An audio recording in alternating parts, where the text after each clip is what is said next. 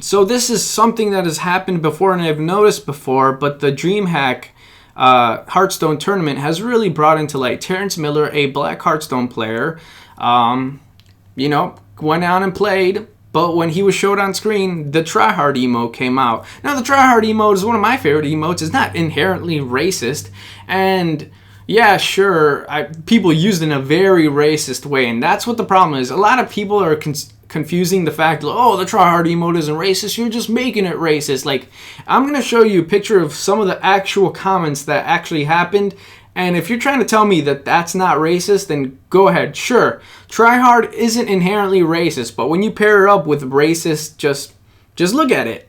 Are you trying to tell me that's not racist?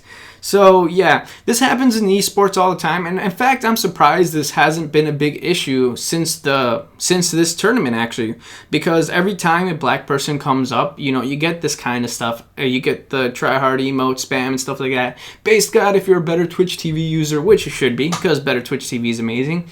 You get a Muslim person, they talk about clocks. You get the Anil emote, there's just a racist way to make fun of Muslims on Twitch. Every time a girl caster comes on, or some female figure in an esports world comes on, they just immediately get destroyed. They, like feminazi, they get discredited because apparently them having a vagina means they don't know anything about video games. So overall, like, Twitch chat is just very ignorant. They're very childish and racist and sexist. And I mean, we all know that. But the thing is, I don't understand why these venues that hold these tournaments and hold these streams don't see that ahead of time. I mean, you go to any really popular chat and you just see a bunch of racism and sexism, a bunch of edgelords trying to be edgy with their really dank memes and stuff like that. And yeah, I get it. People want to be edgelords on the internet, and Twitch chat is very cancerous. So if a streamer wants that, a streamer, they don't really heavily moderate their chat. I've seen some chats get really heavily moderated, and just racist stuff like that or sexist stuff just immediately gets you permabanned. Which, if that's the way they want to run their channel, I think that's very smart. You got to keep it looking professional, especially if it's your job. Unless you're streamers that don't really care, and then, you're a memester like Forsen, or Crips chat is pretty cancerous too at sometimes. So I just don't understand why they don't do this for venues. They could make it to a sub-only chat, right? If you're a sub-only chat, you'd have to pay $5 to chat. Doesn't mean you'd stop all the racists, right? But then you'd have like moderators who would, apply common sense banning to the people who want to be overly racist. Because at the end of the day, esports, if regular people come in, right?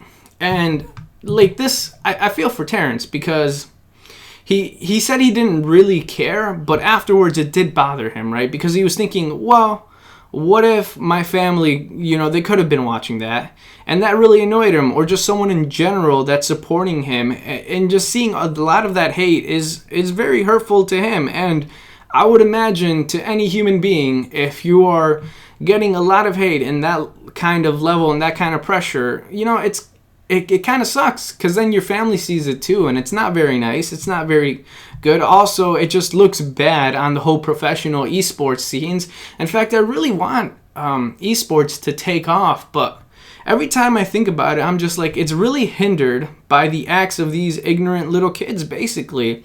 Because if someone wants to sponsor an event, if they sponsor their brand, and then they see the event is solely being featured on Twitch, because some events solely are featured on Twitch too.